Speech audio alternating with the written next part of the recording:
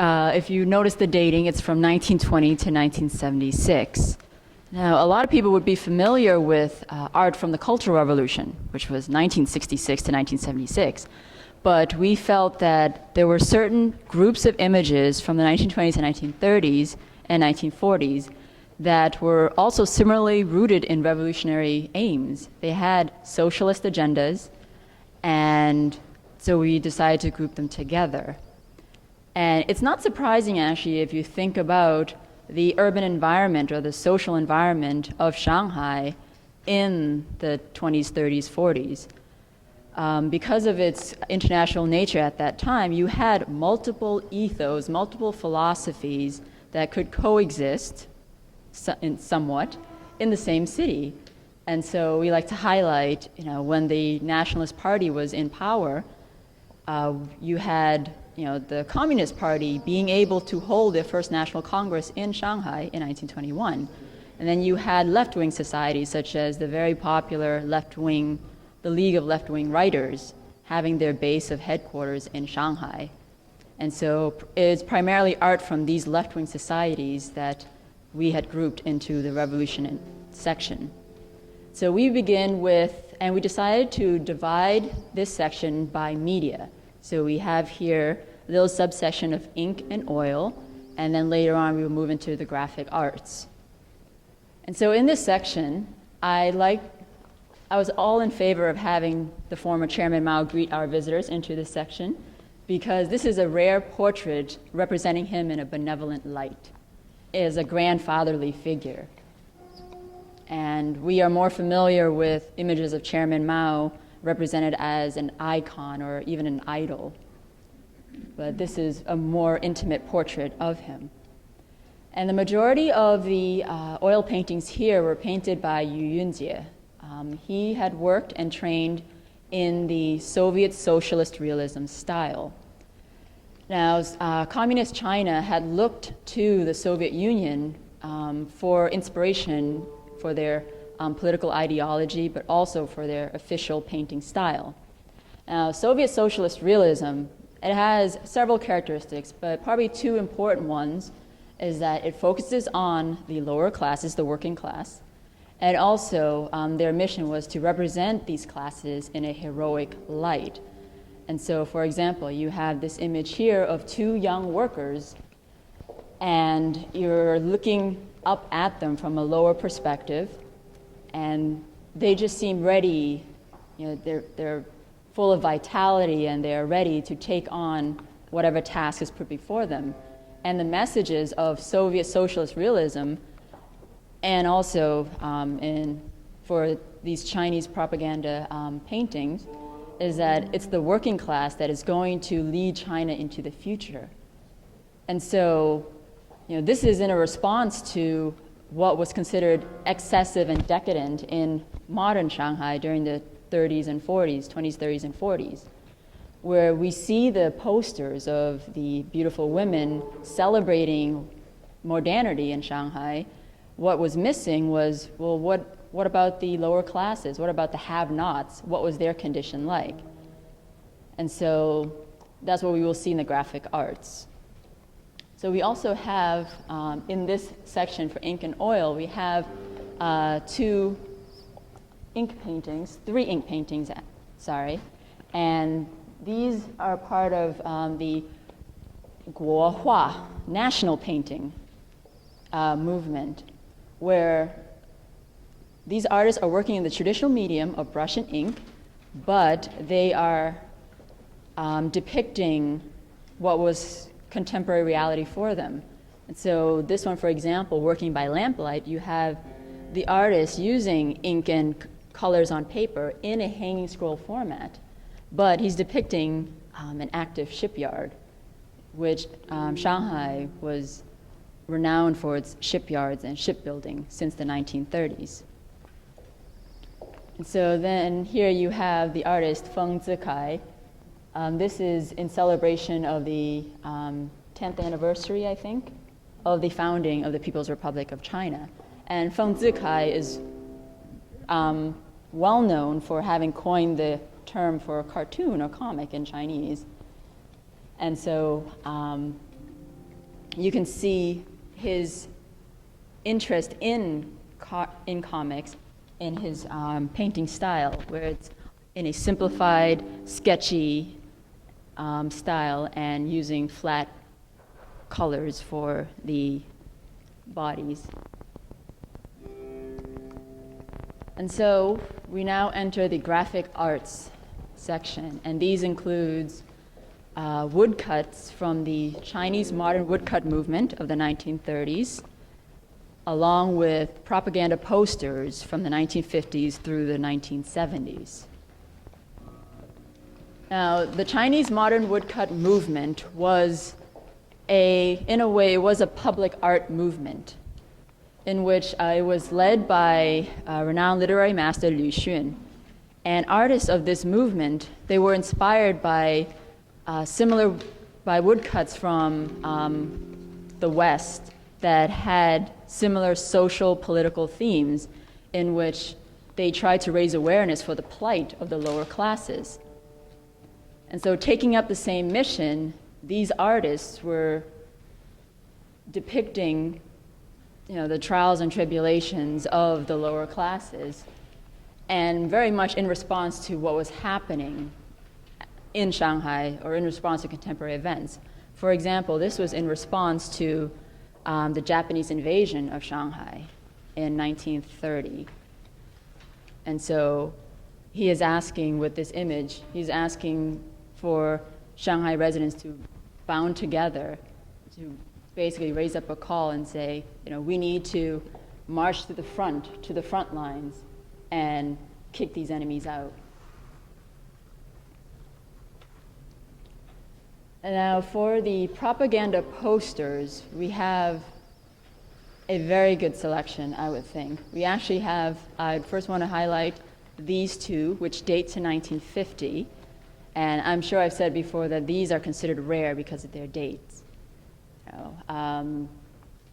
People are probably more familiar with propaganda posters dating to the Cultural Revolution, but this gives us an indication that, no, these posters were used prior to that. And also, propaganda posters especially, the artists were actually looking back towards to what was native to China, so that the traditional graphic arts tradition, meaning, for example, they had looked towards the Nianhua, or the New Year's prints, for inspiration, in using flat applications of color in outlining their images. And so looking at these posters and also looking at the propaganda art in general, when Mao Zedong had first laid out his policy for national art, he said that all propaganda art had to satisfy two qualities. One was time quality, and the second was place quality.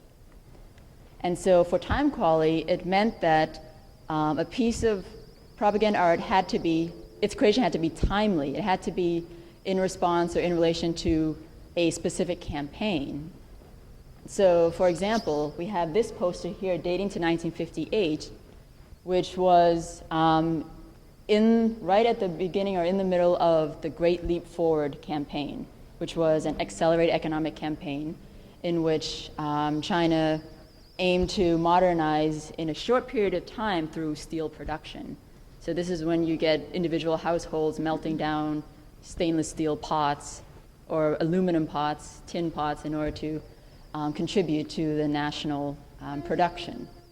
And so that's why this one is titled Tale of Overfilling Steel Production of 10.7 million tons. And in the banner here, he is honoring the soldiers of the Steel War. And so this satisfies time quality because it was made specifically for this campaign in order to encourage and inspire the nation to participate. But it also satisfies place quality because what is depicted is actually the steel yards or shipyards of Shanghai. And so it was believed that propaganda art had to relate and be relevant to the viewers who see them in order for the message to go through. And so one I would like to highlight would be this series of comics. It's a popular Sanmao comics, which first was published in 1935, but this is a reincarnation, a 1946 reincarnation, and the entire series actually follows the Sanmao character as he joins the Chinese army in fighting off the Japanese aggressors. And so, it was believed that one of the great advantages of comics for the public viewers is that you don't need words to understand what's going on. And so even in our labels, we provide a historical context of how to understand what's going on here, understand this episode. But hopefully we don't scare off our young children with a severed hand here. Maybe we should alert them, because basically, you have here Sanmao, which literally means 3 hairs. That's his characteristic feature. And also, I forgot to mention, Osher Gallery, we have the flat screen monitors set up next to the Shanghai cinema text panel. We have clips of the live action version of Sanmao. And so that could be a good tie-in.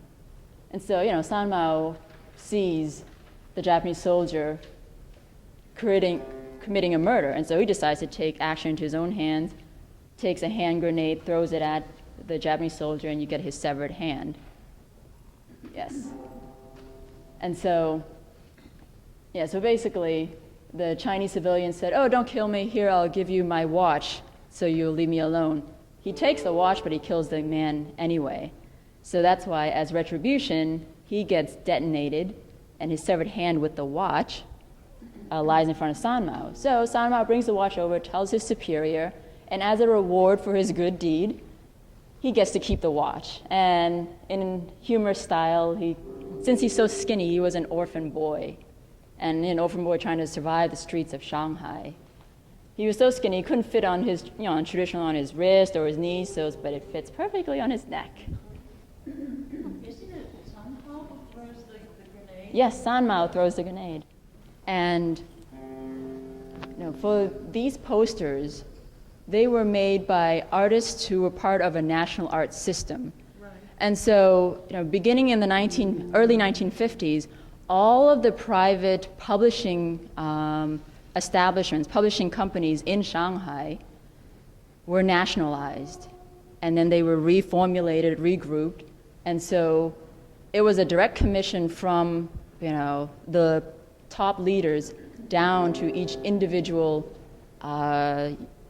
publishing unit, saying, okay, for the Great Leap Forward campaign, I want from the Shanghai People's Fine Art Publishing House, 50,000 copies of this poster.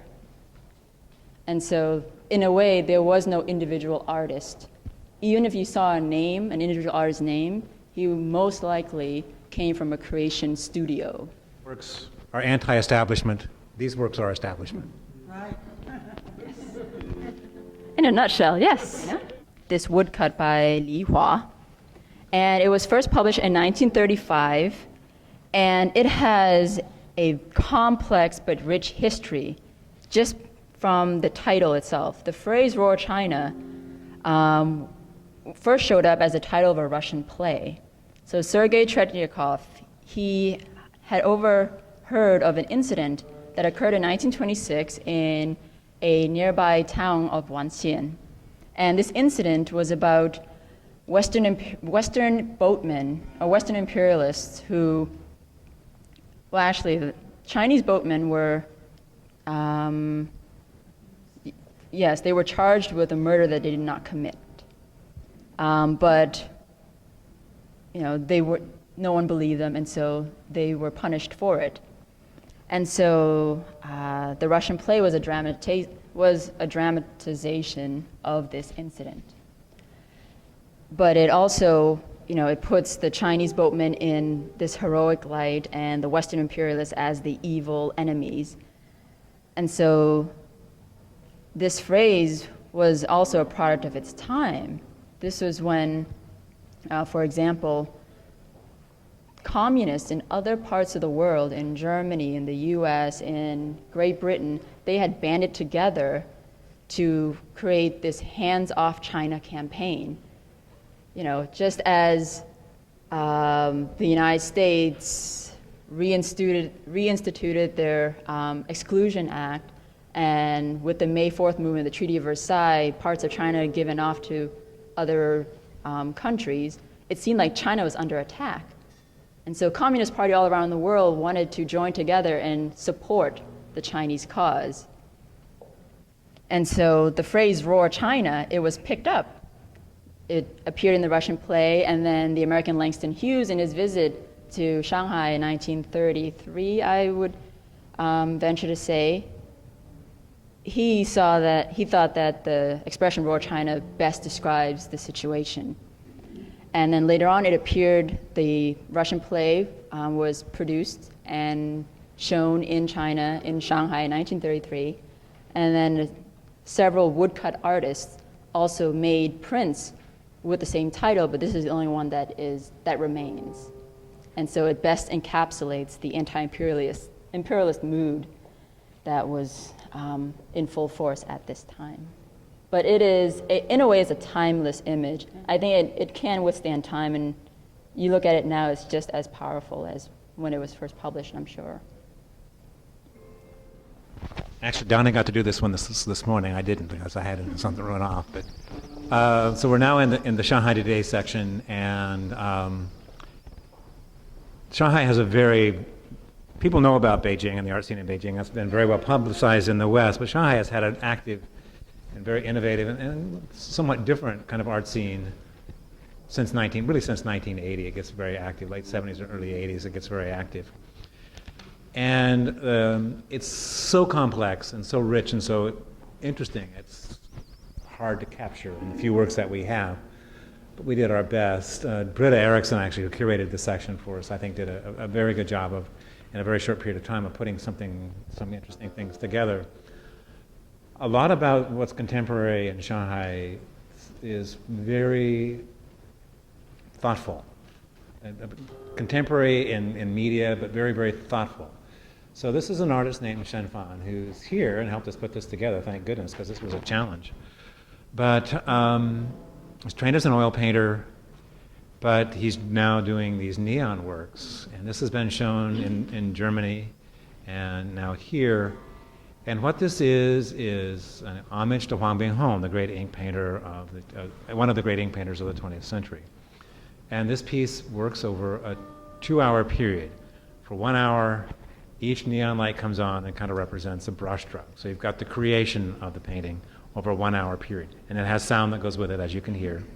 Then over the next hour, the painting deconstructs. So the lights go off, and it takes another hour for it to go through the whole cycle. So kind of an interesting postmodernist statement. We've got a very contemporary medium, but we've got something about looking at the past, choosing an element of the past that has a particular resonance for this artist. And I actually like it a lot, but it has really given us a lot of headaches. It started working at 4 o'clock yesterday afternoon, finally. So let's go on to the rest of Shanghai Today. America's rather stubborn. That's a good way to put it. And who sticks with the English system except the Americans? Everybody else in the whole wide world is on the metric system, right? Well, the same is true with electricity. Everywhere else in the world they use a system that is fairly consistent, except here. So electricity in China is 50 hertz, different voltage, different average, everything is different. So when we brought this piece here, we had to we didn't know, our electricians did not think they could get it to work. And we had to bring in the electrician from SF MoMA because they've dealt with this kind of thing before. We've got a big transformer back there. We've got wire pulled all the way from our power boxes back there all the way to here. And it took a lot of doing to get this thing to work. And we got it to work yesterday at 4 o'clock.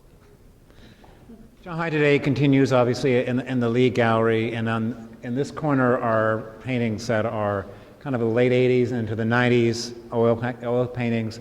The last of our Liu Haisu was done in 1981, so the last of the three. At this point, he's very, very well along in years. Faye, those of you, did you see the film The Red Violin? He produced that's his film. He's also a painter, famous for his very slick scenes of Shanghai beauties, but also the canal scenes. We chose a canal scene. More contemporary things, capturing the essence of a contemporary art situation, like I said before, in Shanghai is very hard to do in a limited space, in a limited number of artists that we could select. But there is this kind of slick, very kind of tongue-in-cheek aspect, continues in Shanghai. Zhou Tiehai, who's famous for his images of Zhou the camel. He's been doing these for a while. And this is Marlene Dietrich.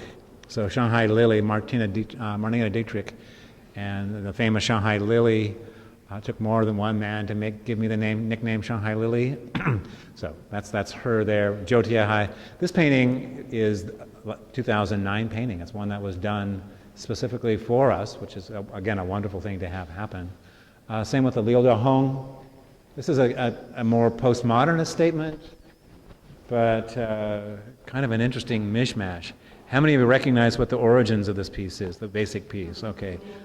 So the Ma Wandui, the Lady Di banner. So from, what is that, 168 BC, Western Han? But if you look at the images in here, these are Cultural Revolution images. The lady's been replaced with figures from the Cultural Revolution and others, but mainly the Cultural Revolution. So it's an interesting kind of a postmodernist statement on multiple levels. It's also embroidered. He had it commissioned for us, and it's done in embroidered. It's done in a factory. He didn't do it himself, but it's embroidered. So it has a front and a back, and he asked to have it hanging out in the middle of the room. He had wanted a lot more stuff to go with it. We couldn't do that, but we do have it hanging out in the middle of the room. So it's an active piece. It kind of spins around. And those of you who can read Chinese, you can figure out what's front and back, but it's always just kind of spinning around. So there's that. There's a big ink movement in Shanghai. Shanghai's been the center for a number of exhibitions focusing on ink. And we have the fortune of having in San Francisco, in the Bay Area, two artists who are from Shanghai who are trained in ink painting. So Li Huaiyi, you all should know him by now.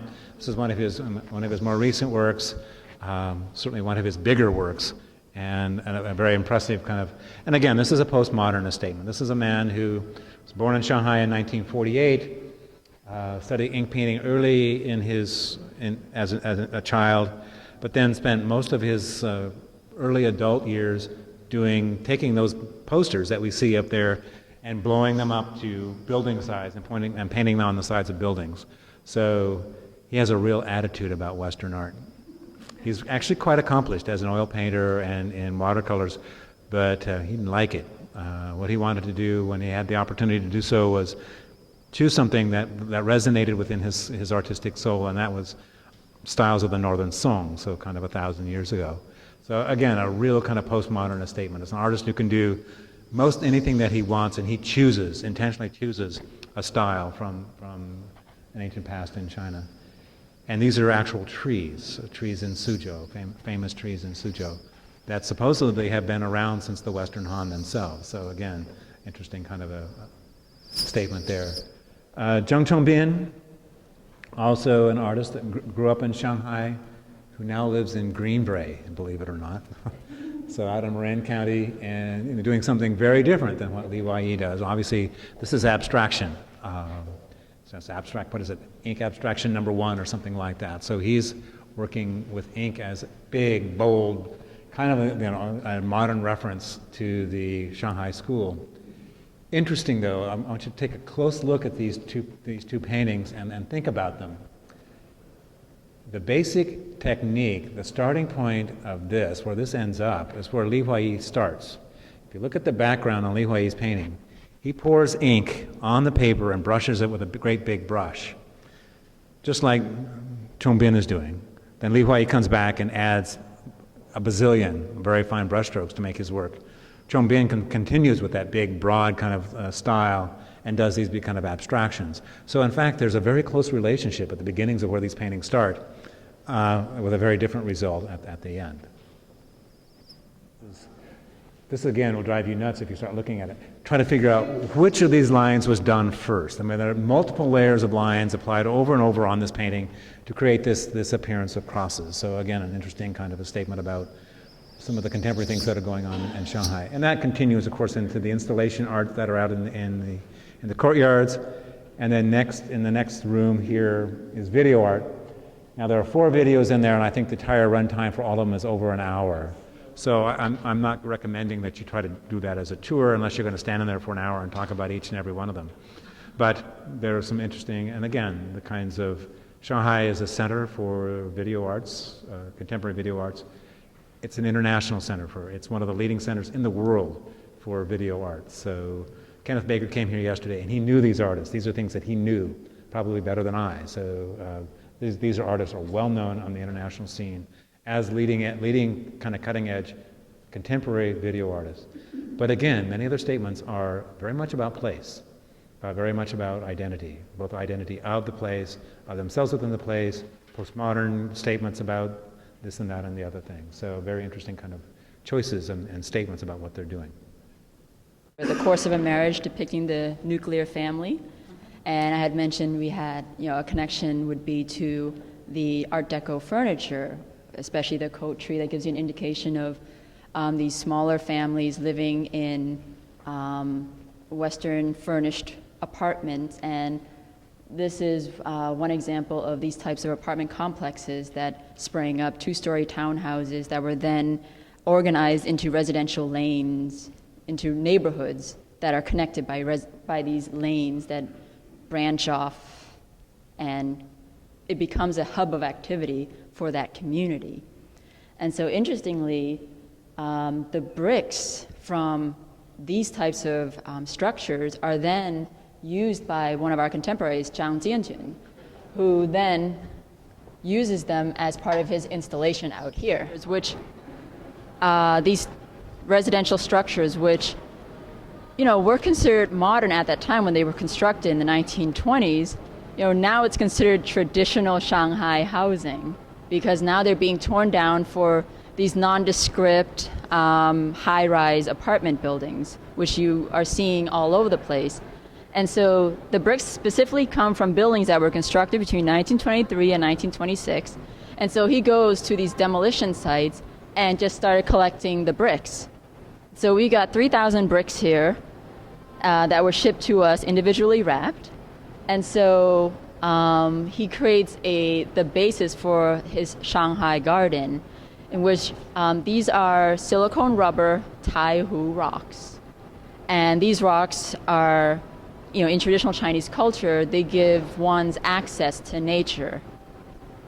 And so he creates a mold off of actual rocks and uses a modern material, silicone rubber. And these are solar-powered leaves, which actually, you can find anywhere. They're sold everywhere in China, but he wraps them in rice paper.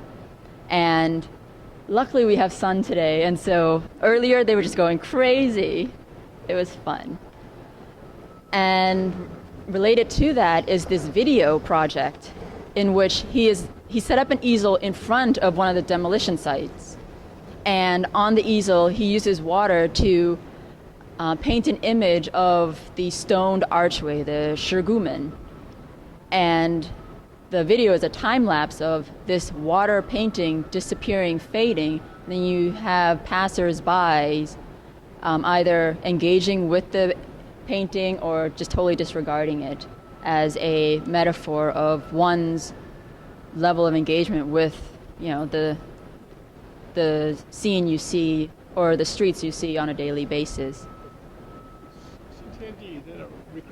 Shanghai currently, which it's a project in which they try to keep at least the outer facade of these 1920s, 1930s buildings, but inside it's been renovated as retail space, as restaurants, etc. And so, but it is a popular site, especially if you want a good night out.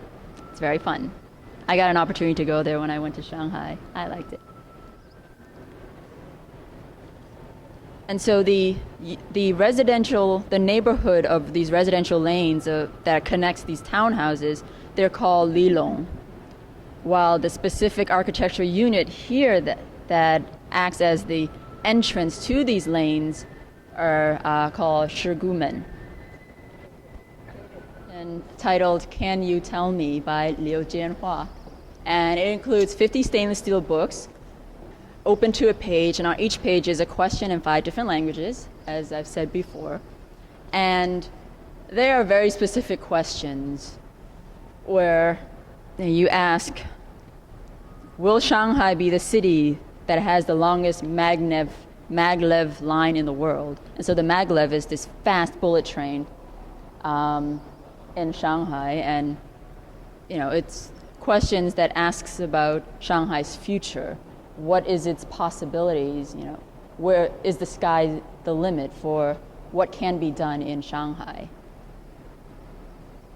And so, yeah. Age differential between a married couple who have something before Yes. 20 and 80s. And if you notice, there are fingerprints already on these books. This is, we believe, from prior handling, not our mistake. And so, but we can't get rid of them. They're there forever.